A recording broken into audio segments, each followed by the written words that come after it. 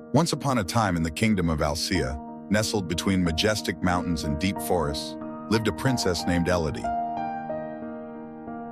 Unlike most royal expectations, Élodie had little interest in grand balls or etiquette lessons. She dreamed of exploring the vast lands beyond the castle walls.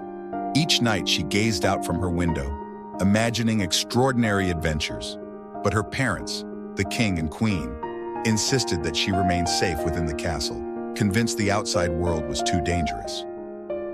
One day, while wandering through the royal gardens, Élodie noticed a tiny light flitting around an ancient rose bush. The light came closer, revealing a tiny fairy with violet hair and a mischievous grin. "Who are you?" Élodie asked, fascinated. "Me? I'm Violette," the fairy replied, crossing her arms. "And you're a very curious princess. Why do you seem so sad?" Élodie sighed. "I want to see the world, but my parents won't let me." Violette thought for a moment, then declared, "Well, what if you could live your dream, at least for a little while?" Before Élodie could respond, Violette snapped her fingers, and a sparkling powder enveloped the princess. When she opened her eyes, she wore a simple peasant dress, and her crown was gone.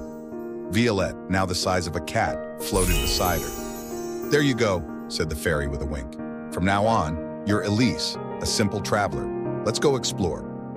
Élodie, now Elise, left the castle for the first time without an escort. She wandered through bustling villages where children played in the streets, tasted pies from street vendors, and listened to musicians play lively tunes. She felt a freedom she had never known. But not everything was as idyllic as she had imagined.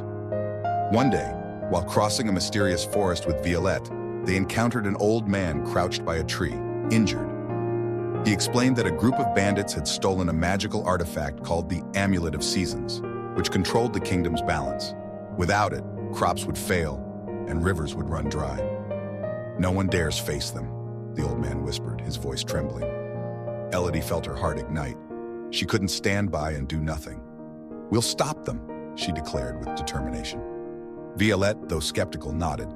"All right, but remember, you're just a simple peasant now. Be careful." Following clues, they found the bandits' hideout, a cave hidden behind a roaring waterfall. With Violette's magic making her steps silent, Élodie crept inside. There, they saw the Amulet of Seasons hanging around the neck of the bandit leader, a towering man with a wild beard and cruel eyes. Using a clever trick and a pinch of Violette's enchanted dust, they managed to distract the bandits and retrieve the amulet. But as they tried to escape, they were surrounded. "A princess in disguise," hissed the leader, realizing Élodie's true identity. "Did you really think you could steal from me?" Suddenly, Violette took charge, unleashing a dazzling storm of light to blind the bandits. "Run, Élodie!" she cried. Élodie ran as fast as she could, clutching the amulet to her chest. When she reached the edge of the forest, Violette joined her, exhausted but smiling. Together, they returned to the village, where the amulet was restored to its sacred shrine. The forest came back to life, and the villagers celebrated their bravery. Back at the castle, Élodie realized her adventure had changed her. When she told her parents everything, she expected scolding, but to her surprise, they listened carefully. "Perhaps we've been too protective," said the king, moved. "You've proven you're far braver and stronger than we imagined." From that day on, Élodie was free to explore her kingdom, always accompanied by Violette. Together, they lived many adventures, proving that even the biggest dreams can come true with a little courage and a touch of magic. Enfants Magiques TV vous remercie de faire partie de notre communauté. N'oubliez pas de vous abonner, de cliquer sur j'aime et de partager.